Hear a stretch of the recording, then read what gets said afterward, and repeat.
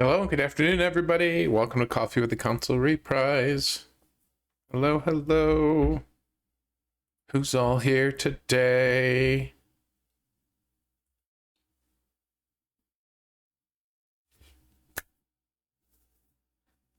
Hello, good afternoon. Say hi in chat if you feel like it.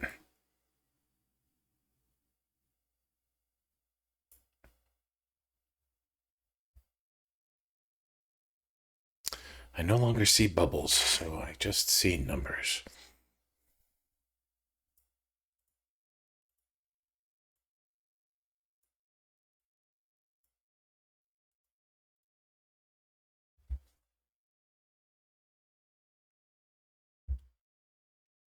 Hey, Pam, how are you today? Happy Friday to you, unless, of course, you live in the future.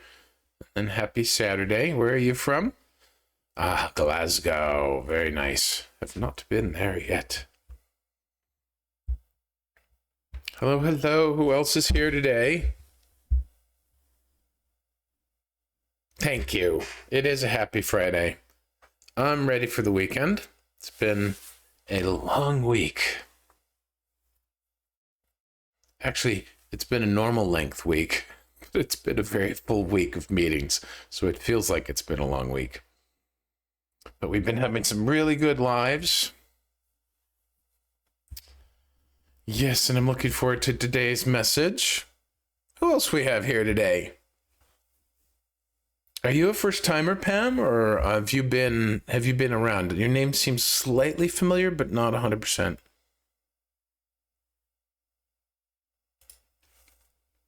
A few times. Okay, very cool. Hey, Johnny, good to see you, buddy. How's it going today? Happy Friday to you. Or Saturday, if you live across the timeline.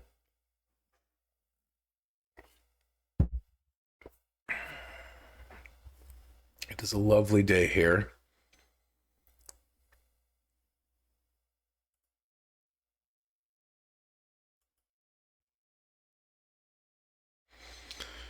Anybody here for the very first time? We have been enjoying a series for the last 2 months called Coffee with the Council. The Council of Seven is this beautiful group of guides that I channel. And throughout April, they shared a bunch of really cool messages for us around the topic of Is-ness. Today, what we're talking about, we're listening to the April 14th replay, where they talk about Is-ness holds no duality. And that one was a really interesting one, if I recall.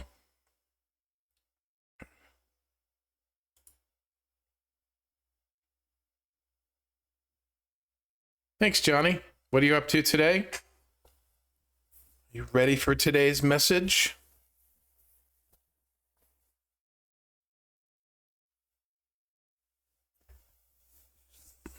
I am ready to relax. I had a great sleep, but I woke up rather tired. Hello from Finland. Hi, Amelia. How are you? Good to see you again. Welcome back. How were you feeling, guys? Who was here yesterday? Was anyone here yesterday? It was a really potent. Yes. How are you feeling? I thought I recognized the name. How are you feeling, Melia, after yesterday? We had a lot of energy and a lot of information. Hey, CG, good to see you, my friend. So nice to see you. Yes, and hello to everyone. She says, everybody, CG is this beautiful, wonderful teacher. That's not her teacher account, I don't think, is it? No, that looks like it's just a personal account. Anyways, check CG out. She is a wonderful presence. It's nice to have you here. Thank you for joining us. We are just waiting for folks to come in before we start the replay from last month.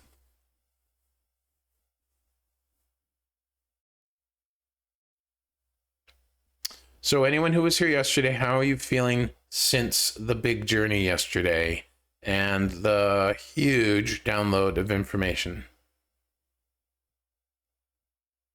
Sometimes these things can take time to integrate, and sometimes after a really powerful energetic journey, there's residual feelings and sensations or insights and inspirations. So I'm always fascinated to hear what it's like for people, how that process unfolds for them.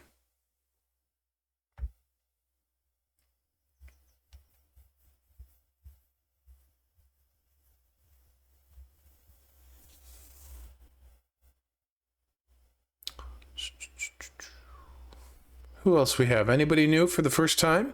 Please do say hi. Tell us where you're from. Hello to you. My name is Greg Phillips. I'm a way shower and a champion of people's aha moments. That's kind of my shtick. I love my own aha moments, and I love helping to inspire and witness and celebrate other people's breakthrough and aha moments. It's really so delicious and sweet when we have those little breakthroughs, or even the big breakthroughs. So I just love to celebrate those.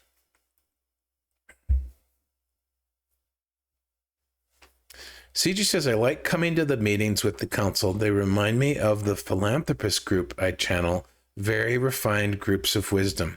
That's cool. I think you'd mentioned the philanthropist group before, but I don't think that I've learned much about them from you. What do you mean by very refined groups of wisdom? Love that phrase. Melia says, I had so many insights from yesterday. It was amazing. I'm really glad to hear that, Melia, my dear. That is very nice to hear. So you had multitude of aha moments yesterday. It was a really potent live. I'm glad I record these so that people can go back and rewatch them, because sometimes so much, I mean, CG said it in a really fascinating way right there. Very refined groups of wisdom. There's so much nuance, right? It's like, sure, it may be about one particular topic, like yesterday was all about the power of choice and how that relates to Is-ness. But man, it's like, it could be so much energy and so much information. You can't, it's so hard to process it all. It's really nice to be able to go back. Hey, Jojo, good to see you, dear. Good morning to you. Hello, hello. CG says, well, they come off as a refined unit, almost like philosophers. Yeah, that makes sense. Okay. That's kind of neat. Hey, Gwen, good to see you. Welcome, welcome. They even use verbiage I don't typically use in my regular vocabulary. Yeah, I've noticed the council does that. I think the council uses different inflections and some of the same stuff, and some of what I say I think rubs off on them, and some of what they say rubs off on me. So you're seeing and hearing, I think it is you, Gwen.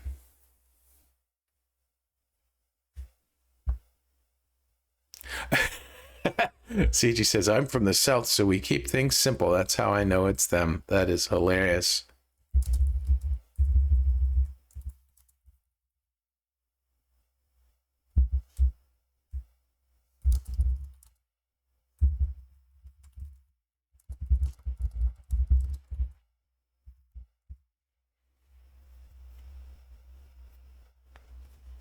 We'll just give another moment or two for some more of our beautiful friends to come in before we start. Also, Gwen's trying to get her app cooperating. I'm super low key today, although we'll see if I get wound up by looking at the replay today. I barely remember what this particular message was. Again, today what we're doing, I'll put it in the chat. We are watching the replay from April 14th about Is-ness holds no duality.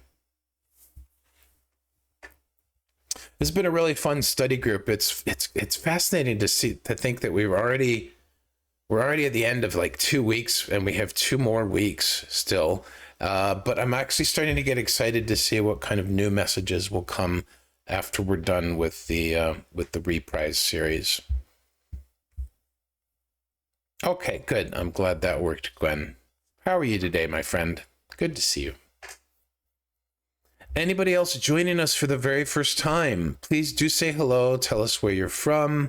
We call you firsties, or as I like to lovingly say, you're just friends that we're we haven't met yet, but we're meeting for the first time. So please do let us know if you feel like it. No need to chime in and chat if you want, but since I no longer see bubbles, I usually pay a little bit more attention to the chat. CG, have you gone live yet and tried the new interface?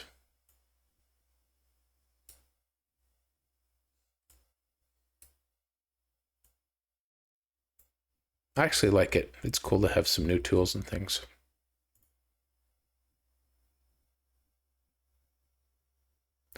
Do I see an Anna?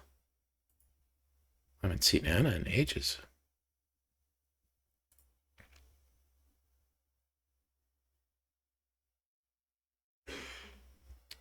All right, I am going to put up my profile card. If you haven't followed me yet, I would love it if you so feel called. If you feel so called, how do you say it? If you feel so called, would love it if you would follow. I would greatly appreciate that. We are going for 1,000 followers by June 1st, which I think is totally doable at this point.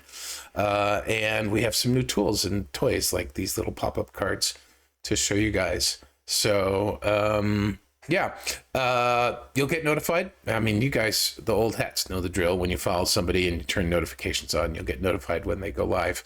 But one of the new tools that we actually have is also, I can actually post Monday's live here, and you can sign up for it right there. Isn't that cool? I'll do this again later, but just some new tools that they released to us teachers yesterday, which is super, super fun.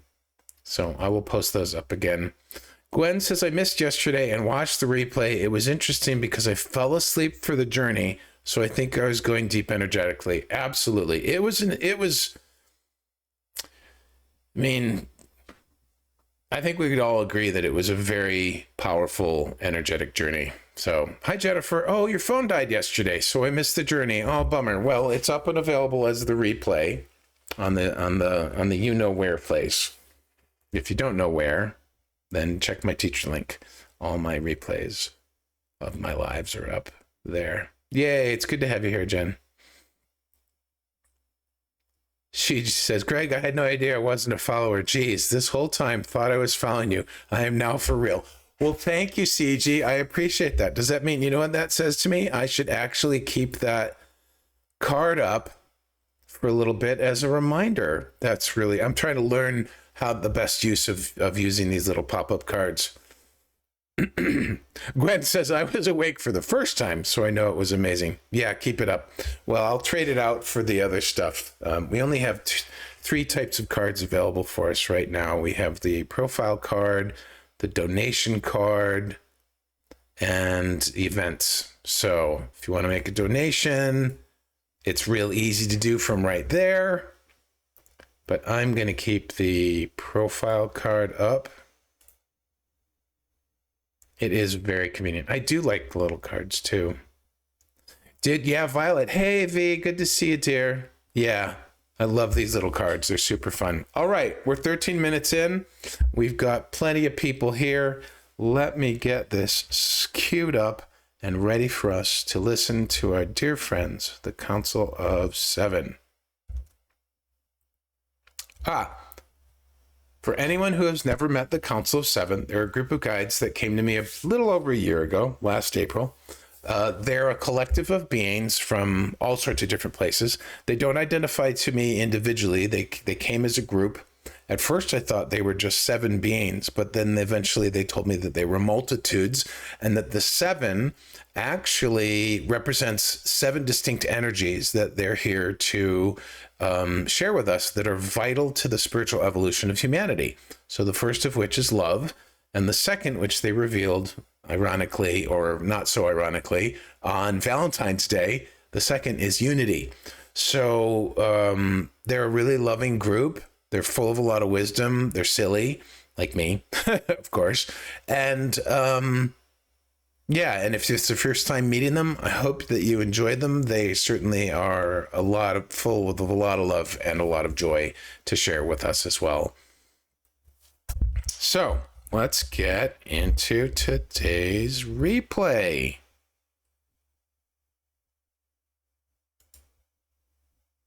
Whew, that was a quick transition. Alrighty, everybody ready? Good morning, our dear beloved friends. We greet you from the energetic realms where we love and celebrate each and every single... Hold on, Council. Something's amiss.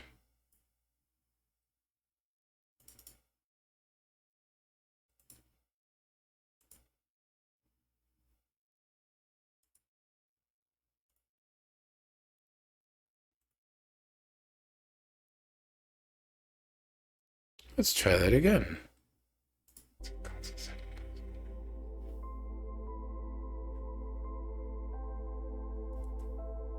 Could you guys hear that the first time?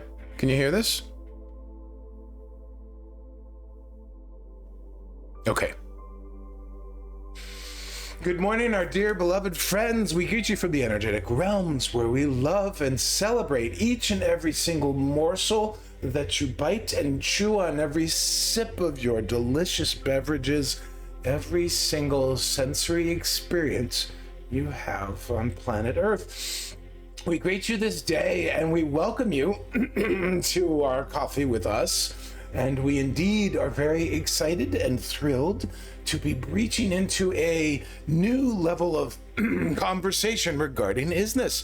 For the last 8 days, we have been introducing you to the concept of Is-ness and a variety of other concepts surrounding Is-ness in order to help you understand and ultimately shift your relationship with time and to begin to comprehend Is-ness on a non-intellectual level, to more comprehend it in a knowing way in your heart.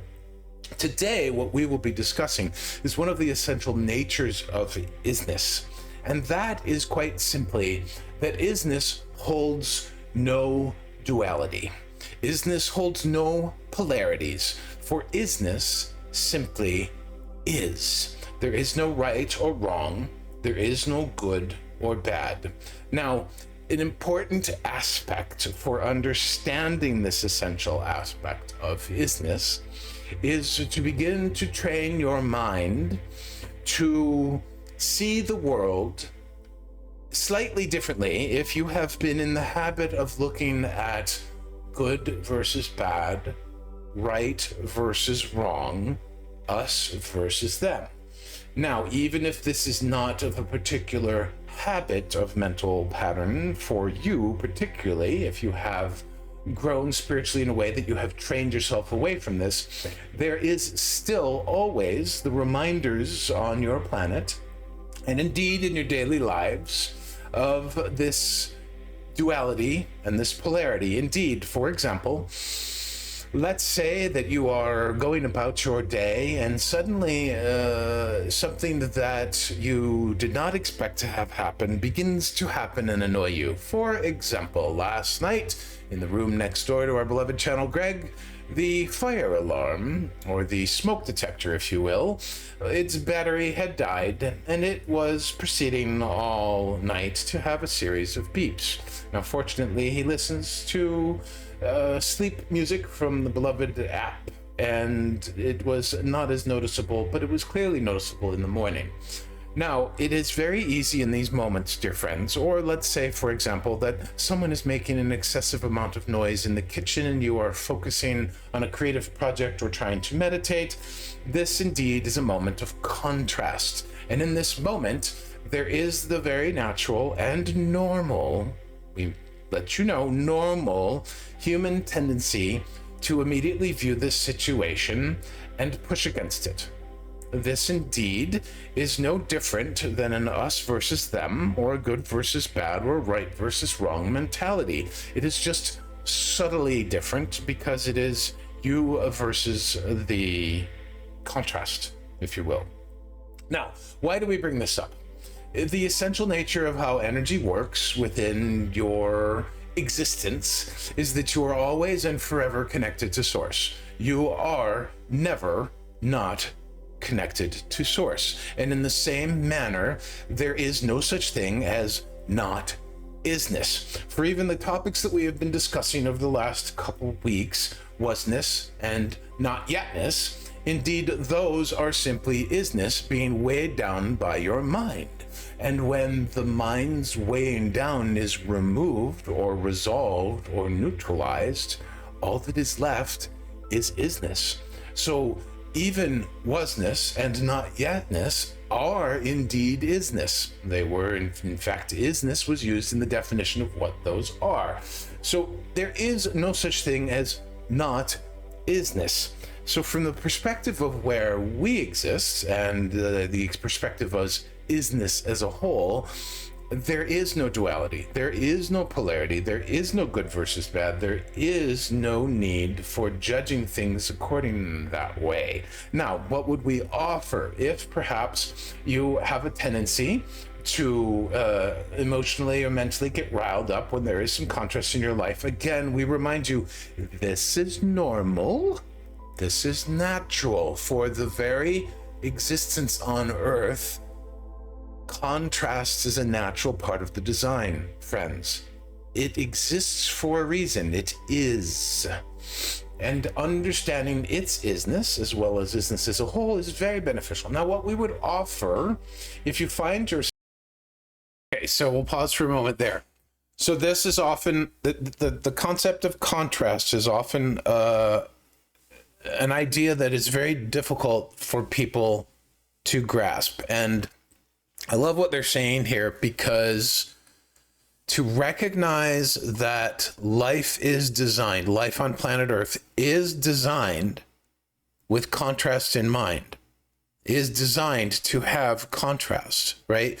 This does a couple of things for us. When we simply acknowledge that contrast is, when we acknowledge it's right to is, so to speak, it's right to be, then when we experience contrast, we know because contrast is designed into life, it makes it a little bit easier, or a lot easier, for us to be a smidge or a lot more relaxed about it. So instead of being upset at the actual occurrence of contrast, we could take it as an opportunity. We can look for beneficial outcomes from it. We can use it as an opportunity to sift and sort through what we're thinking in that moment and how we're responding to that contrast, right? I don't know if you get that subtle difference, but I think it's easy for, well, I certainly had a habit a long time ago of railing against the contrast myself. I did not like any conflict or contrasting situation. I didn't like when what I wanted wasn't being presented to me by life. And it was it's kind of like what we were talking about yesterday, where we were saying, or was it the other day? I can't remember. Everything blurs together. Where we were talking about the power of actually saying, I chose to go to bed late that night. I chose to eat this particular food. I chose to not go on my walk today. I chose to withhold my truth. I chose whatever. So when it comes to contrast, I think for people who are beginning to understand this or don't understand it, it's really easy to blame life for the contrast, right? But when we take responsibility for how we're choosing to respond to that, then we can actually empower ourselves more, not just empower ourselves, but we can just gain clarity sooner, and we can start to realize in the midst of a contrast, oh, this is why I'm experiencing this contrast, because it's pointing out what my perspective is right now. Is this making sense, guys? Do you have any questions about contrast?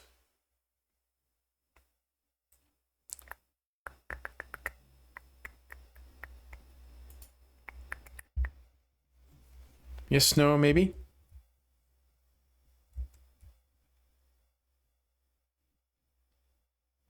Guess not. All right, we'll continue. If you have a question, pop it in or ask me to pause. It's all good. Self in the midst of a contrast, to reframe it in your mind. What's somebody say? Gwen says, yes, I've been thinking about the choosing, and I'm saying I choose this. I have an infinite amount of choices. Is this what I want? Yes, wonderful. Is this what I want? That is a really good question, Gwen, at the end of this. Acknowledging that you have an infinite amount of choices, acknowledging that you always have the power of choice available to you, and then saying, is this what I want right now? Like, it doesn't have to be a massive, huge, life-changing answer, right? This could just be, is this what I want right now? Back that up a smidge.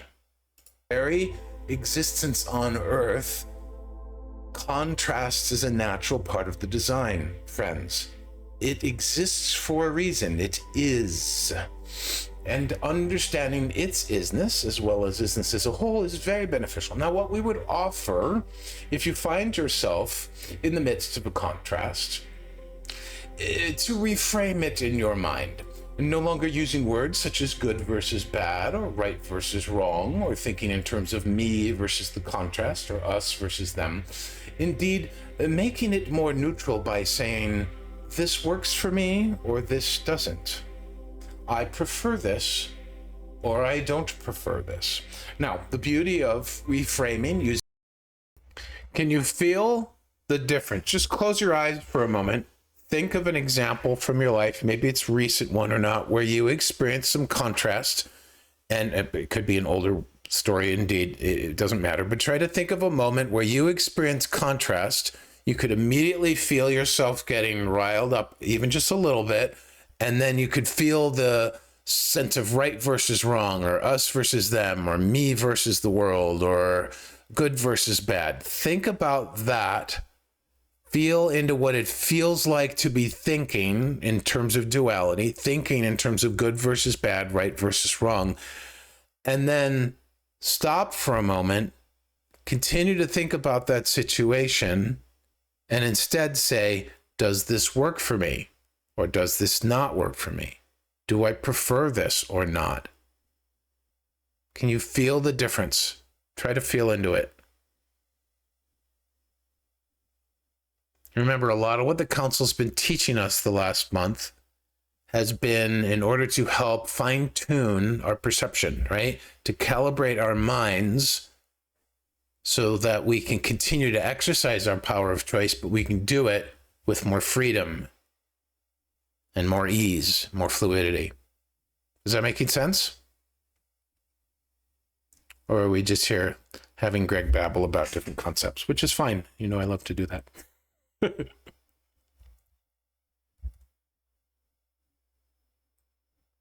Thank you for the hearts. Pam says yes. Gwen says yes. Well, at least two of you do. Ah, Darlene, hello. It happened just this morning. Okay, Darlene has a fresh example. Love this. My husband was loudly watching TV. I was about to get angry, but I realized I had a choice. I chose to realize that is what he chose, and that has nothing to do with me. Wow, Darlene, that's super cool. Now, just to let you know, it's okay if you get angry. You can get angry about that.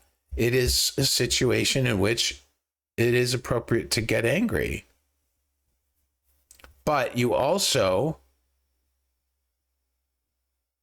can be angry and realize you have a power of choice to choose a different way to think about it, right? Because the anger is coming from a perspective in that moment. So that's so beautiful, Darlene. Thank you for sharing that.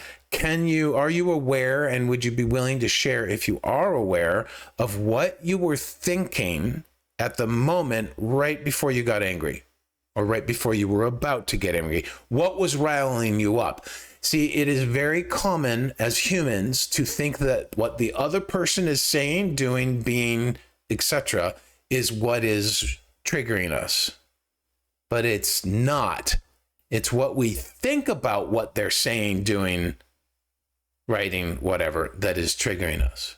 So it's really vital to try to get that as best you can. And this, for some people, this works quickly. For others, it just takes a lot of practice and it takes some time.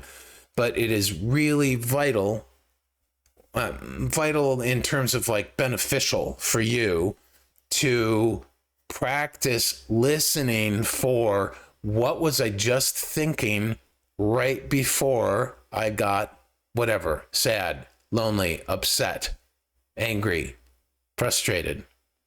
So Darlene was about to call him not so nice names, lol, and I stopped. I didn't want to go there again. Yeah, I don't blame you. But what were you thinking that made you want to call him not so nice names? And these can be very subtle thoughts that are not easy to grab, but I'm sensing intuitively that it might be something like, how disrespectful, how inconsiderate of him, how selfish of him. Yes, Jan, there can often be a should thought underlying. Yes, indeed. That is also a possibility. Absolutely. Thank you for pointing that out. But yeah, it's often a subtle, quick little thought like, how dare this person do that? Right? And where's that coming from? A sense of feeling disrespected, right? That's just a belief. It's just a perspective, right? Many times the person who is doing something that aggravates us isn't even aware that we have a preference around that. If we haven't stated our needs or stated our preferences or discussed boundaries or discussed other possible things that could be done, and we get upset, then that just piles it on in our mind. Yeah. Jacqueline, maybe that he was being inconsiderate. Yes, she could have thought of that. Darlene, something like that. Inconsiderate. How dare you? Right? I do that in my mind too. I do it too. We all do it, my friends. We all do it. It is part of life. It's part of the design of life. It's natural. And it occurs specifically to give us that opportunity to investigate what we're thinking. It's not occurring because life is on our bad side or somebody's out to get us or any of that. That's all like dualistic us versus them thinking. It's simply all just a reflection of what we're thinking in the moment. And when you do certain practices like what the council brings to us or Ho'oponopono, I know a lot of people do Ho'oponopono. I've just recently been practicing and learning about it. All that stuff takes all the responsibility for the perspective back on us, and we just let it go and release it. And my goodness, we can experience some freedom and joy no matter what's going on. Darlene says, that is nice to hear. I'm not such a bad person. I love that. It's contrast. Yeah. It's just contrast. Contrast occurs when what we're thinking is not in alignment with the way our higher self, source, all that is, God, whatever you want to call it, when the energy of Is-ness, when what we're thinking is not in alignment with the energy of Is-ness. You see somebody on the news do something and you get all upset about it. Well, it happened. It has Is-ness. So we can get upset about it, but it's not because of what happened. It's because of what we think about what that person did. It's because of how we view, how we're responding to life, right? Pam says, for me, it was not wanting to be led. I chose to walk my own path. So I said, no, thank you. That is not for me. I like that question, says Gwen. What is occurring? If something occurs in your experience when we push against it, when we rail against it, when we fight against it, when we insist that it be different, we are literally saying you should not exist. Energetically, that's what we're trying to do. We're trying to erase it from existence. And yet it happened. It is. It is. If it is, then it exists and it's supposed to exist. Otherwise, it wouldn't have ised, to use a funny way of saying it. Yeah. And so then the real question is, what happens when we free ourselves from the burden of all the stories about what should and shouldn't happen, how things should be, insisting that it's different. Bashar constantly reminds us, insistence equals resistance. That's all it is. It's internal resistance. When we free ourselves from all that resistance and when we just sit with what is and we acknowledge the validity, the right for everything that currently exists to exist, then we begin to reclaim our power of choice. And we begin to realize, oh, I have options on how to respond to this. And I'm not going to get into contentious territory with this because I don't like to talk about things that are on certain topics in lives. But this is a very good practice for much of what's going on in life right now, in the world right now. Now, that said, as we've talked about many, many times, acknowledging and allowing the existence of something is not the same as agreeing with it. You do not have to agree with it, but every single thing that exists, every single experience you have has a right to exist and a reason that you experienced it. And isn't it fascinating that something can happen in life that you and other people can all witness at the same time, but everybody has a different perspective on it? And when you really chew on that and you're like, well, that other person's perspective is really different from mine. And you may not agree with their perspective. You may not even respect their perspective. I mean, hopefully you respect their perspective no matter whether you agree with it or understand it, because, well, we're all human and we all deserve respect, at least just for being human. That's my opinion and my belief system. But you may not agree with it. You may not even understand it or respect it. And yet that other perspective it's existing right at this time, and you're hearing about it and you're seeing it. So isn't it interesting? Doesn't it give you a moment of pause where you're kind of like, well, wait a minute. If other people have a perspective other than mine, then what other possibilities exist with this? Right? This is one of the reasons why I personally don't get upset about world events. I don't get upset about changes in the stock market. I don't get upset about political things. I don't get upset because I understand that everything it has a right to and it's my responsibility in how I choose to respond to it. And I'm a fated optimist, so I'm 90% of the time, not 100%, but 90% of the time, always looking for a beneficial outcome. What happens when the stock market crashes? Well, a short or a longer time afterwards, the market rises again, and it usually goes above and beyond where it was before. There's this beautiful story that I tell many, many years ago. I used to deliver flowers for holidays. And during one particular April in the Northeast where I was living, we had this horrible late winter ice storm that shut the city down for a whole week. And it devastated power lines, trees, the flowers that had started to blossom, just smashed everything, like just froze everything. So then comes Mother's Day, and I'm out delivering flowers, and I'm driving around the city, and I am blown away at how vibrant all the colors of the leaves and the flowers out in nature was. Everywhere I drove, it was like nature bounced back with a passion, like well beyond what the ice storm had, quote unquote, taken away. So even in nature, we see examples of how when things, quote unquote, get knocked down, they just bounce back even brighter and stronger. And you see this in our own lives, right? So just a little bit there. Hey, Alicia, good to see you, dear. Love and light to all sleepy in this morning. Oh, good. Nice to see you. Thank you, Jacqueline. Thank you so much for your donation. That is really sweet. Also, if anybody else wants to make a donation, there you go. Let's go back to council. Certain phraseology that is different from the duality. When you say this works for me or doesn't, you very much take on the accountability, if you will. You take responsibility for how you are thinking and feeling. You are not simply quickly making a snap judgment and labeling them and putting them in boxes that are not personal. You are saying, this works for me or this doesn't. And the reality is, if something doesn't work for you, for example, you may love broccoli but dislike cauliflower, you don't sit there judging cauliflower, shaming it, making it bad. You just simply don't eat it.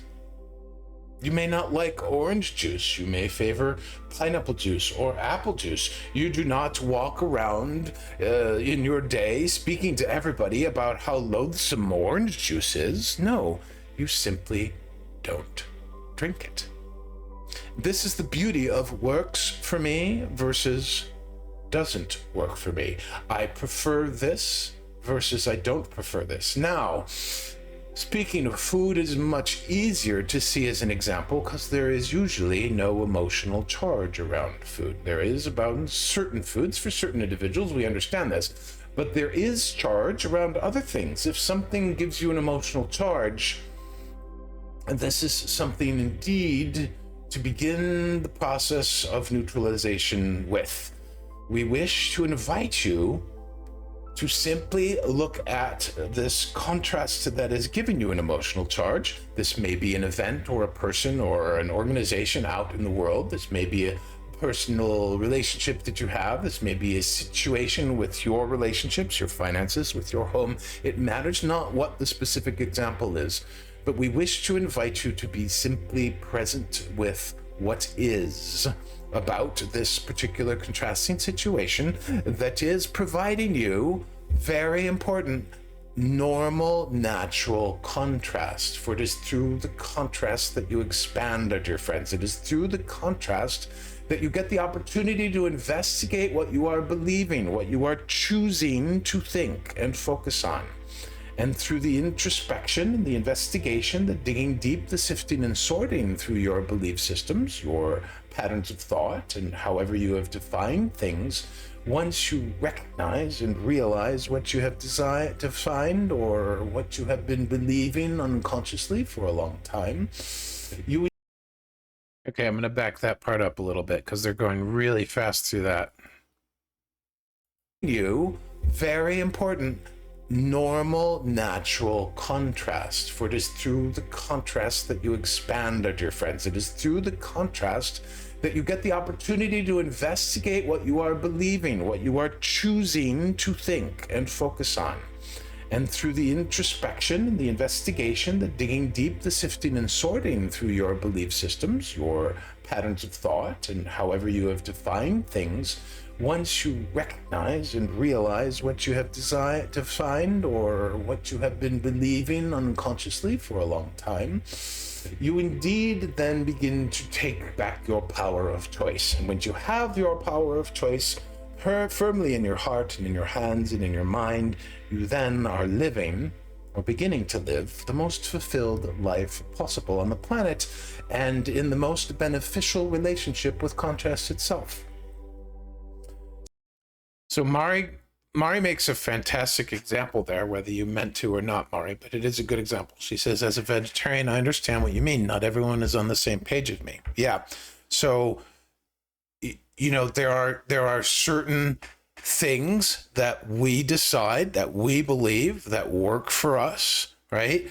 And have you ever met a person, raise your hand, have you ever met a person who clearly believed differently, but spent so much time and energy and focus trying to convince you to believe their way? Right? We've all met, raise your hand. We've all met somebody like that. We've all done that at some point in time. Maybe not on a grand scale, maybe on a little baby tiny scale, right? Right here on IT, absolutely. So it's just part of what happens for us, right? But where that comes from is when we over-identify with that belief as reality. I've had people tell me that certain things that I like to do, or certain things that I like to eat, or certain ways that I like to be are wrong, right? The minute we encounter or experience this kind of a contrast, we can, your husband, indeed, right? Very good. If we can recognize that it's contrast and recognize the energy of the situation is dualistic, as opposed to being in the isness, right? Because think about it. And this is, This is a beautiful thing. We'll use Mari's example again. Yeah, doctors are the best at doing that. I agree. Not always, not the only ones who are the best at doing it, but doctors are certainly quite good at that indeed. So Mari's example is really, really fantastic, right? Because when it comes to food, there are so many different perspectives, right?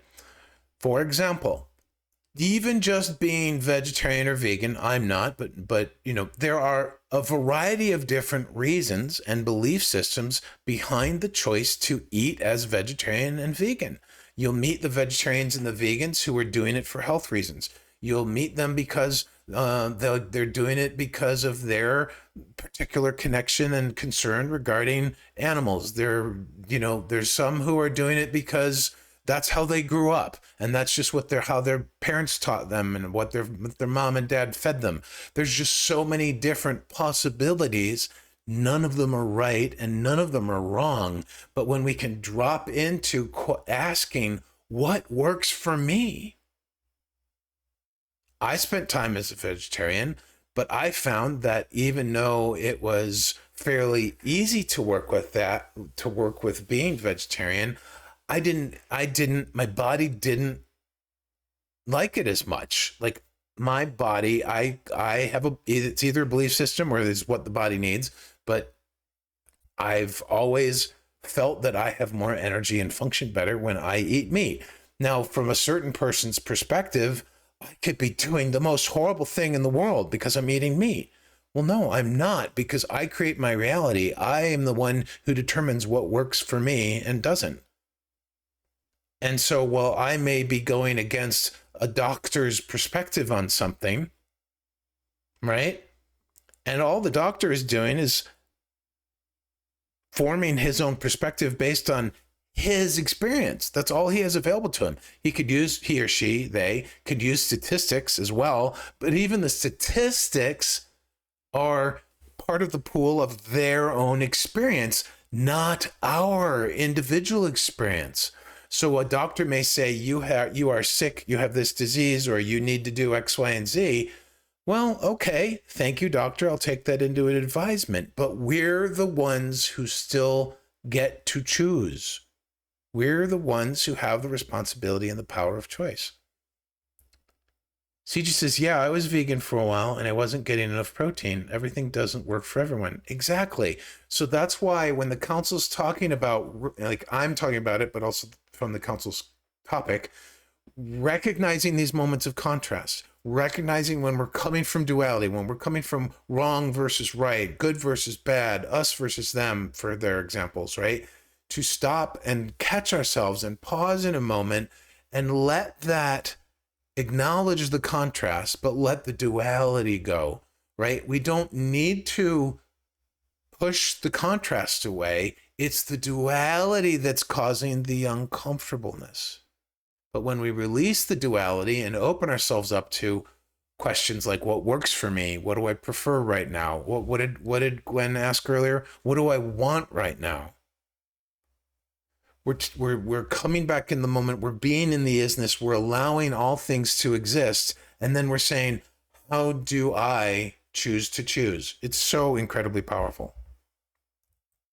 All right, here we go, back to it. So we believe that we will stop here at this point. Well, no, we will make one more point. Understand that the mentality of duality, polarity, good versus bad, right versus wrong, us versus them, truly comes not from you, but it comes from what you learned as a child. Indeed, you were unconsciously ingesting, if you will, comments from family, friends, schooling, society at large. And because this was shown to you, demonstrated, very much set an example for, in many ways, the psyche of you as a child, as a younger person, indeed assumed that this is just the way things work. We're sure that many of you can think of at least one or two things that your parents said or did that at some point you realized, I had come to accept that as the way things are, but then you had an experience later in life in which you realized that's not how it is. For example, parents might have conveyed that it is not okay to express negative emotions. And yet, once you had your spiritual beginning, you found that you needed to embrace your feelings. And you had people, friends, family, therapists, assistants, guides, whoever, basically tell you it is okay to feel all emotions. And so in that new learning, you realized, I had carried a belief that it was not okay to share my anger, to share my tears, to share my melancholy, to share my sadness. And yet you know now, as an adult, having grown spiritually to whatever degree you have particularly grown, you are knowing more and more that such a thing is not true anymore, and it does not work for you. It is not good versus bad. It is what works for you and what does not work for you, what you prefer and what you do not prefer. So, with that said, we feel that we have said enough. We hope that this is at least comprehensible to some or all of you. If there are any questions, we will see if there is time for our dearly beloved Channel Greg to answer any of them. If not, we will simply continue tomorrow with more of this particular topic. We hope that this finds you well, and again, we love and celebrate each and every single one of you, each and every single experience you have in life from moment to moment to moment. This indeed is our joy, and this indeed is absolutely essential for our celebration of you in your lifetime.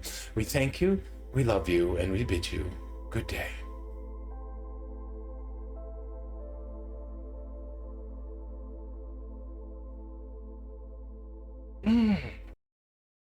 And there we go. Questions. Hello, JC. Good to see you. Welcome, welcome. Oh, that's okay. I record all these, so you can find them online. You can rewatch it. Any questions about all of that? That was a potent message from them, and we've had lots of awesome conversation around this. How are you guys feeling? Any questions about the topic? Not random, unrelated questions.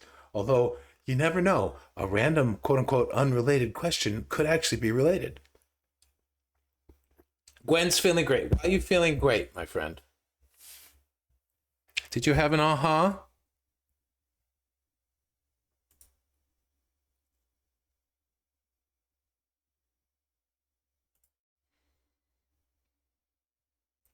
This was lovely. It's the right word. It's so special to me to be listening to, not even listening, to just have the opportunity to hear like there's a simplicity to what the council's sharing with us, right? There's a profundity to it. It's incredibly profound. It's vast beyond all, like whatever. There's subtleties, there's nuances, but it's also really simple, right? This whole concept of is-ness, it's so bloody simple. It's ridiculous.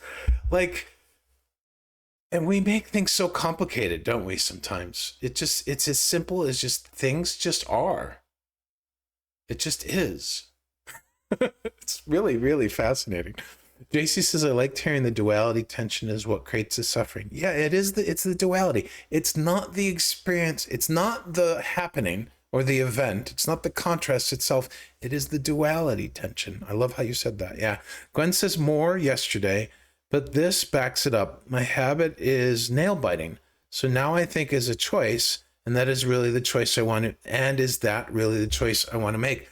That is a great example, Gwen. You guys are so awesome. So many beautiful examples today. So we're talking, and the council has talked about this, and I have too, before. The minute we become aware of a habit or tendency, and I borrowed this from Bashar, who said it before me, and somebody might have said it before him, but the minute we recognize a habit or a tendency, it's no longer a habit. It's then a choice, because we're aware that we're doing it, and yet we are continuing to choose to do it. Now, why does that usually happen? Well, that usually happens, not all the time, but it usually happens because we think that changing the choice is harder or not as comfortable or not as beneficial as continuing to choose to believe whatever we're currently thinking. So for Gwen, I mean, you can speak to this, Gwen. I'm sure you have enough awareness around this to tell us a little bit more about it if you want. But, you know, why do people bite their nails? Anxiety. That's their physical expression of anxiety or nervousness, worry, or fear, right? So when we begin to recognize a habit like biting nails or whatnot, right? Then what is the opportunity there? What is the opportunity as we stop, we can say, is it really a big deal for me? I can continue to bite my nails. It could be just fine, right? That could be completely acceptable for you in the moment. It may work for you, right? But there might become a point at which a habit like biting nails or something else, not a habit anymore, a choice, no longer works for you. And you might actually reach this point where it's like, oh, well, if I don't bite my nails, I'm going to have to feel everything. That can be a scary prospect. And it's okay to have that perspective. But if we end up wanting to change something that we've been choosing to do, that we are also having a shift in perspective that it's no longer working well for us, well, then at some point we are being called to make peace with the uncomfortability of the new idea of like actually feeling the emotions. What else can I do with that? So beautiful examples. Joanne says it is, but something we need to hear as well. Oh, wonderful. Thank you, Joe. Yeah. CG says, I appreciate the council's reiteration of all experience matter. Experiencing food, emotions, both considered happy or not happy, it brings a greater appreciation of life and being in the human experience. Yes, somebody said it really well early this week or last week, embracing the human experience. I don't remember who said that on the chat, but it was really good. And then CG also says, it's as if we've won the lottery, as Theo states, and it is in a way, but in the experience, we tend to take the experience for granted. Being able to feel all the things we take for granted, being in the physical with consciousness, is something we naturally take for granted. The is-ness is something we take for granted. Yes, we can take is-ness for granted very easily. Alicia says, so true. I realized we don't need to work hard. We're all wearing rose-colored glasses in this reality. As I grew older and had my near-death experience, I realized reality was all delivered with embodiment and the power of our mind when we tap into the law, our feelings, allow our feelings, and are aware of them and live the life we want now will then exist. I now teach this to my kids. Wonderful. I love that for you, Alicia. That exists. I now teach this to my kids in life. You can have anything when you embody it and feel it. Yes. Why is it true that you can have anything when you embody it and feel it? Is because you're coming into alignment with the energetic vibration, the frequency of the thing, because the thing already exists. The thing that we want already exists. The wellness we want for our body already exists. The home that we want for ourselves, the money that we want for ourselves. And those are all just physical examples. We can even use examples like the love and the community and whatever else. Those already exist. The very minute we want them, they exist. But we can't perceive them until we align our perceptions up with them, and then the perception opens up the reception. I love this. You guys are sharing such powerful stuff. Oh, Alicia says, CG, I know this awareness you have and are talking about. My NDE has helped me as well embody all this experience. Oh, you both had a near-death experience. That's super cool. JC says the subconscious likes to create automatic nervous system responses to protect us and happen without much thought or much energy. It's amazing, but often misguided or based on habits that hurt us too. Cool. Yeah. Good stuff. Very powerful, my friends. So I'm going to play with my new toys here a little bit. If anybody has found value in this, if you feel so called from your heart and you wish to share your abundance with me, I would love it if you'd make a donation. I always appreciate donations. It supports me in the growth of my business and bringing these awesome live streams to you guys.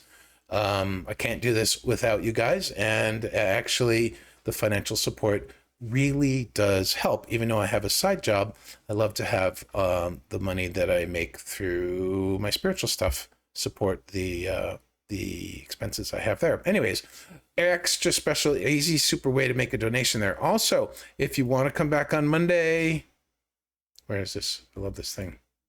I love this card. This is so cool. You can put an event in. Easy. Go ahead. Sign up for Monday if you want. Next Monday, we're going to be talking about Darlene. Thank you so much for your donation and sharing your abundance with me. I really, really appreciate it. I love a beautiful exchange of all the beautiful messages you guys have shared, all the stuff that you guys have shared about yourselves. Thank you. And all the little ahas you have. So yeah, this little pop-up card is a great opportunity for, I love these little pop-up cards. They're so much fun. Yeah, so right there you can sign up for Monday's session. We're going to be talking about Is-ness holds all perspectives. So it's subtly different than what the council talked about today, but it all relates because it's all Is-ness and it's all about the essential nature of Is-ness. So lastly, my last fun card to pop up is I invite you to please follow. If you haven't followed yet and you really enjoyed it today, if you're brand new, what we call a firstie, welcome. It's great to have you here, even if you didn't talk and chat. Thank you for contributing your presence and your energy here. We work as a community, as a collective here on my live stream. So even if you don't say anything, I just want to acknowledge that I appreciate having you here, and your presence is as important as, you know, whether you're talking or not, your presence is important. So thank you for that. And yeah, let's see what else beautiful things you guys are saying. Thanks, Johnny. Really appreciate the donation. Much love to you for that. Thank you so much for sharing your abundance. Let's see. CG says, yeah, JC, and those automatic responses are things we are meant to experience. Yeah, we may not want to stay in sad, keep scrolling by, depressive feelings, but the point is that we've experienced them. Yeah. JC says, good job on going easy on your husband, Darlene. Yes, and how, Darlene, how did it feel? This could be really helpful for all of us, Darlene. So if you're willing to dive into this just a smidge, the moment you decided to make a different choice, how did it feel?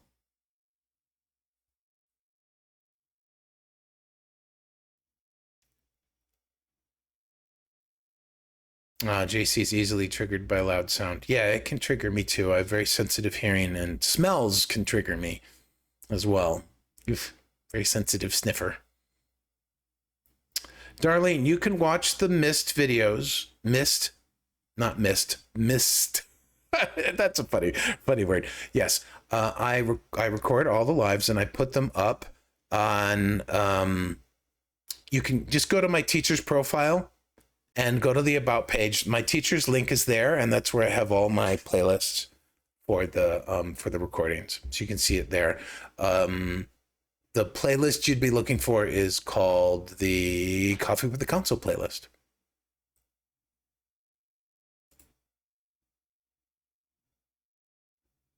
Yeah, I'm not allowed to mention things and promote stuff, so I'm trying to honor that, even though I don't agree with that policy. But it's in place, so I'm going to comply. Darlene says, I appreciate you. Oh, thank you, Darlene. I so appreciate that you shared such a powerful example for all of us all to chew on, and that you were vulnerable with us. Like, yay, you. That's super, super cool. Thanks, Jacqueline. Good to have you here, Day. Yeah, have a great day, too. Darlene says, oh, that's your answer to my question. How were you feeling? A load was lifted.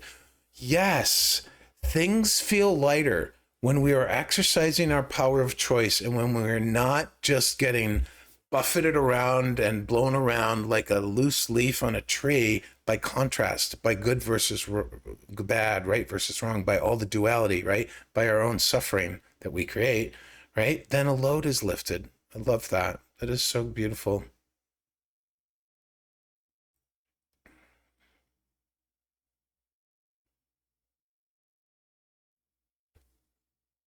Yeah, Mist. I know. I was thinking of that game too.